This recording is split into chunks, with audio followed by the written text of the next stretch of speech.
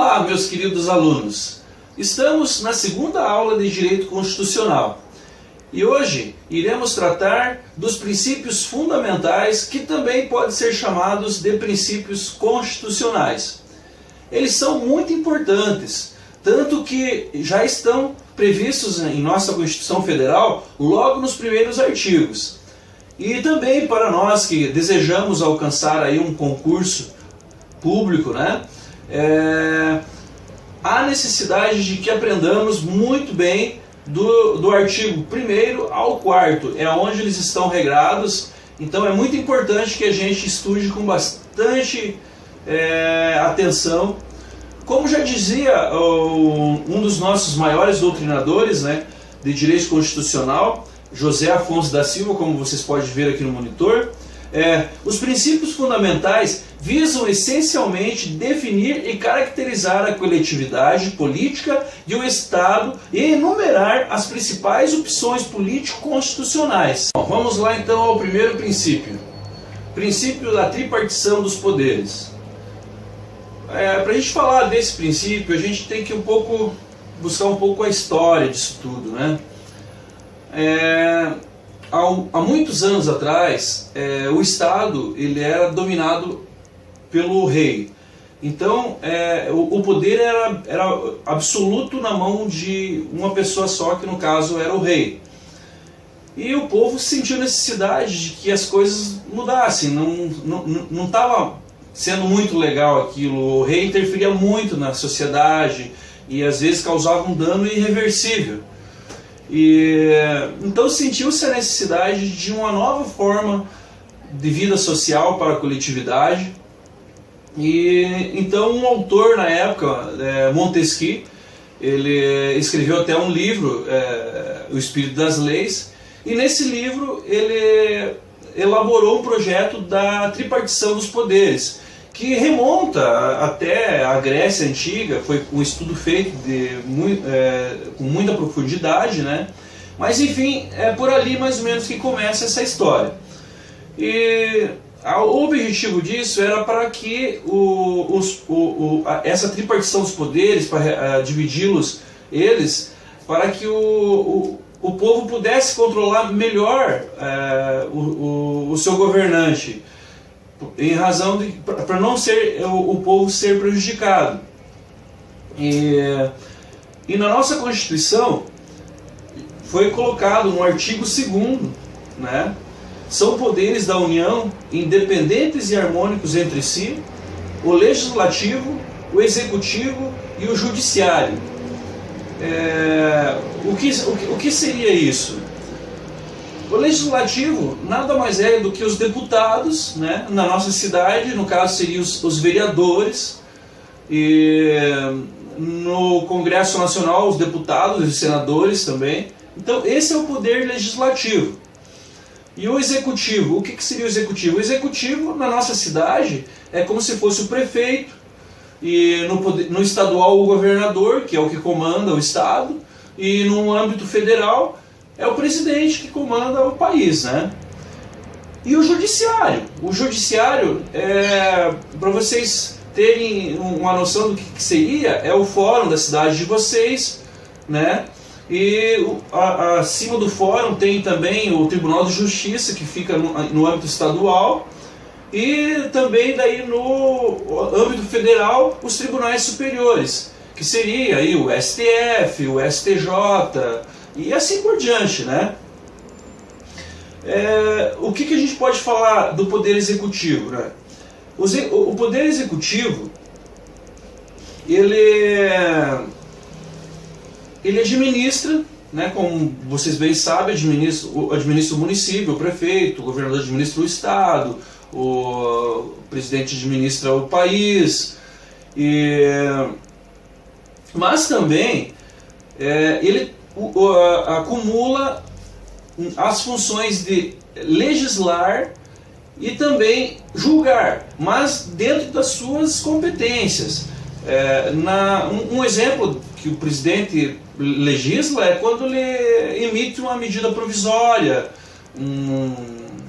digamos um decreto presidencial, E assim por diante, né? O poder legislativo, ele é a casa das leis.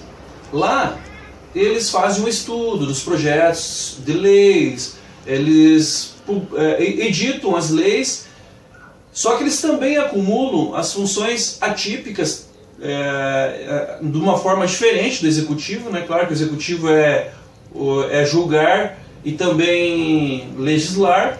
O legislativo ele acumula a função de executivo, de administrar, né? Do executivo que é administrar, e também de julgar, mas dentro das suas competências. Então eles acumulam essas funções atípicas, também o legislativo. E o judiciário também acumulam funções atípicas, só que de uma forma diferente, né? O judiciário eles acumulam a função de administrar, dentro da sua competência, administram os tribunais, administram, né? E também legislam da mesma forma, quando editam portarias no âmbito dos tribunais e tudo mais. Então, há esse acúmulo das funções atípicas. Diante dessa tripartição de poderes, houve-se a necessidade de criar um sistema de freios e contrapesos. No nosso caso, aqui no Brasil, eles seguiram um modelo que é norte-americano, que, como é originário de lá, é em inglês, né? Checks and balance. Esse sistema de freios e contrapesos condicionam a competência de um poder à apreciação de outro poder, de forma a garantir o equilíbrio entre os três poderes. Como que a gente pode ver isso de maneira mais palpável, que eu possa explicar para vocês?